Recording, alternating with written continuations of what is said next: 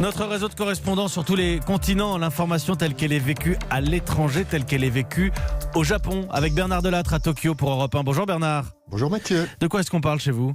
Des justiciers autoproclamés et qui s'en prennent aux gens qu'ils trouvent trop laxistes face au coronavirus. Les agences Gigi et Kyodo donnent des exemples affolants. Des commerces restés ouverts reçoivent des lettres de menaces. Des automobilistes circulant dans d'autres régions que la leur, ce qu'indique la plaque de leur voiture, sont victimes de queues de poisson ou alors leur véhicule est vandalisé. Le message c'est « Ne venez pas nous contaminer ». Sur les réseaux sociaux, une, je cite, « police citoyenne de la discipline » poste les photos des terroristes, comme elle appelle les gens qui ne portent pas de masque ou qui jouent avec leurs enfants dans les parcs. Tout cela est insensé pour le Yomiuri Shimbun. C'est du lynchage, s'effare le Tokyo Shimbun. Et dans le Mainichi Shimbun, un historien compare ces intimidations au climat de peur que les milices citoyennes faisaient régner pendant la Seconde Guerre mondiale. Merci Bernard. Henri de la Guérie est à Barcelone pour Europe 1. Bonjour Henri. Bonjour Mathieu. À la une en Espagne. Eh bien, ce sont les terrasses des bars et des restaurants qui peuvent enfin rouvrir dans une partie du pays. À Séville, Bilbao ou encore Saint-Jacques-de-Compostelle, détaille El Mundo. À Madrid et Barcelone, le déconfinement est retardé. Les règles sont désormais très strictes, précise le journal.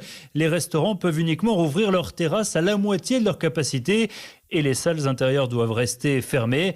Il n'y aura plus de carte à table. Les clients pourront consulter le menu sur leur téléphone portable ou sur un tableau. Les serveurs seront masqués et munis de gants. Toutes ces mesures n'encouragent pas les patrons à lever le rideau, raconte La Vanguardia.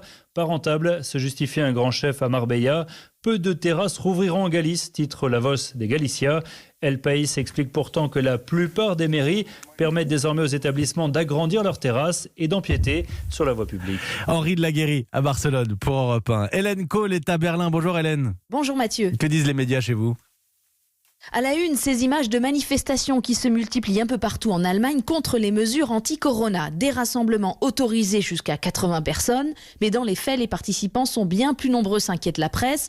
On y trouve des anarchistes, des néo-nazis, des anti-vaccins, des membres de sectes ou juste des anti-systèmes, détaille le Tagesspiegel de Berlin, où 1200 personnes ont occupé la place Alexander pendant plusieurs heures samedi. Certains arboraient une étoile jaune pour dénoncer l'obligation de port du masque.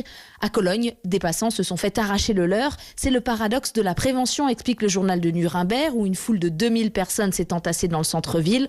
En Allemagne, l'épidémie a été moins forte qu'ailleurs. Il y a eu moins de morts. Mais pour beaucoup ici, c'est la preuve qu'il n'y avait pas vraiment de danger et qu'on a dramatisé la situation pour priver le peuple de ses droits élémentaires. Merci Hélène Cole à Berlin. C'était la fenêtre sur le monde que nous ouvrons tous les matins. Et je le sais, c'est pour votre plus grand plaisir. L'information telle qu'elle est vécue à l'étranger. Nous étions au Japon, en Espagne, en Allemagne. Bon réveil à toutes et à tous.